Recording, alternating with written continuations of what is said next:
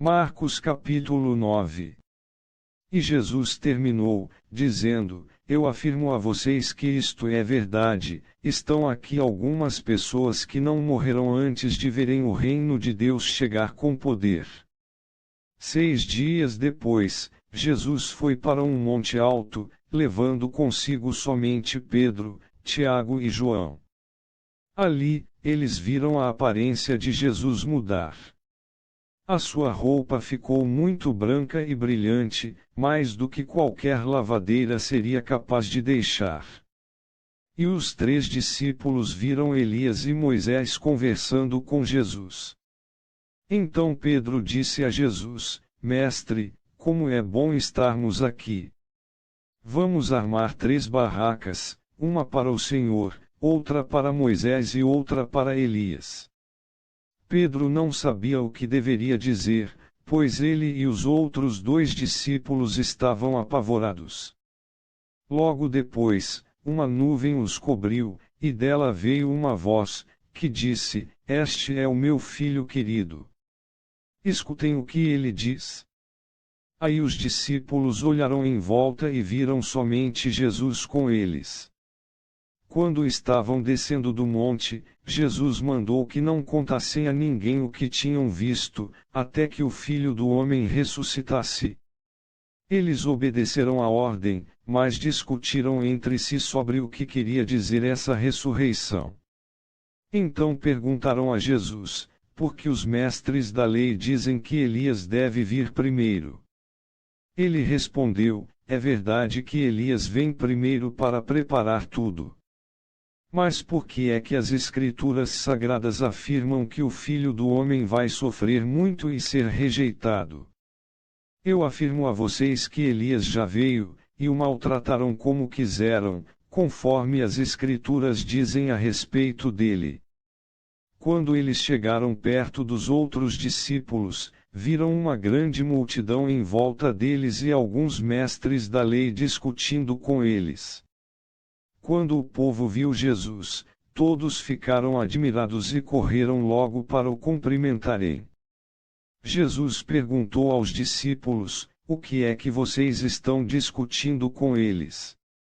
Um homem que estava na multidão respondeu: Mestre, eu trouxe o meu filho para o Senhor, porque ele está dominado por um espírito mau e não pode falar.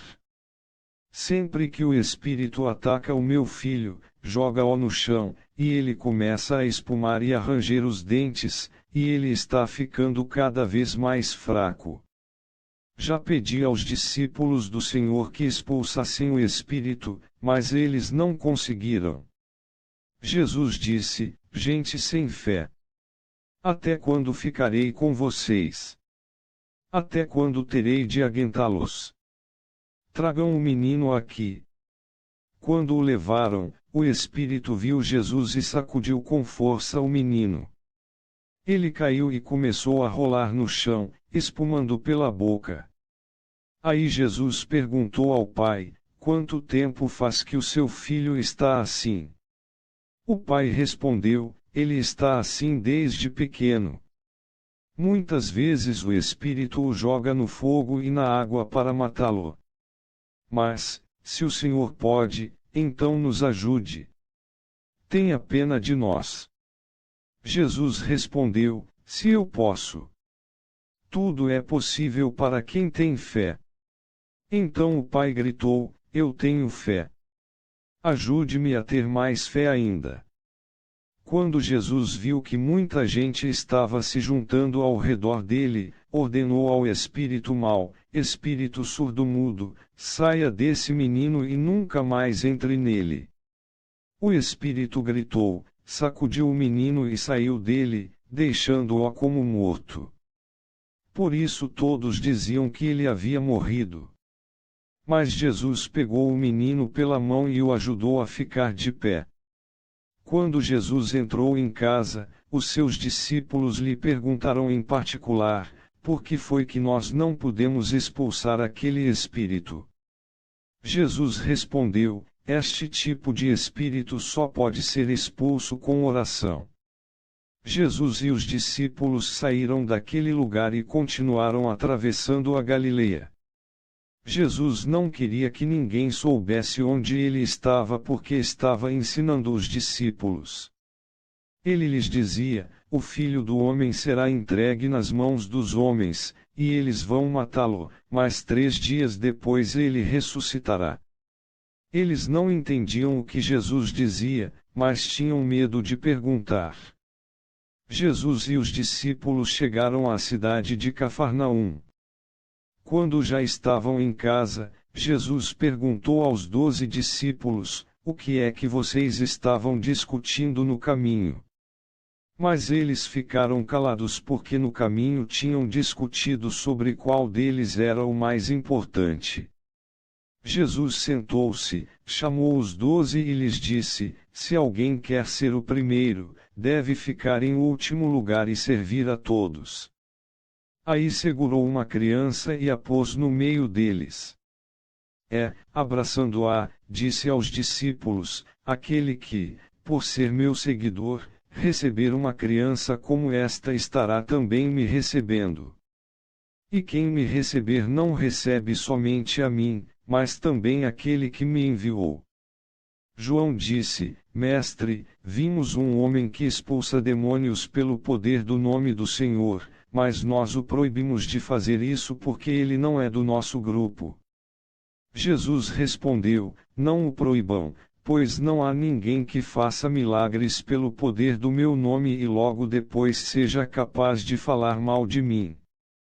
Porque quem não é contra nós é por nós. Eu afirmo a vocês que isto é verdade: quem der um copo de água a vocês, porque vocês são de Cristo, com toda a certeza receberá a sua recompensa. Jesus continuou: quanto a estes pequeninos que creem em mim, se alguém for culpado de um deles me abandonar, seria melhor para essa pessoa que ela fosse jogada no mar, com uma pedra grande amarrada no pescoço. Se uma das suas mãos faz com que você peque, corte-a fora. Pois é melhor você entrar na vida eterna com uma só mão do que ter as duas e ir para o inferno, onde o fogo nunca se apaga. Ali os vermes que devoram não morrem, e o fogo nunca se apaga. Se um dos seus pés faz com que você peque, corte-o fora. Pois é melhor você entrar na vida eterna aleijado do que ter os 2 pés e ser jogado no inferno. Ali os vermes que devoram não morrem, e o fogo nunca se apaga. Se um dos seus olhos faz com que você peque, arranque-o. Pois é melhor você entrar no reino de Deus com um olho só do que ter os 2 e ser jogado no inferno. Ali os vermes que devoram não morrem, e o fogo nunca se apaga. Pois todas as pessoas serão purificadas pelo fogo, assim como os sacrifícios são purificados pelo sal. O sal é uma coisa útil, mas, se perder o gosto, como é que vocês poderão lhe dar gosto de novo? Tenham sal em vocês mesmos e vivam em paz uns com os outros.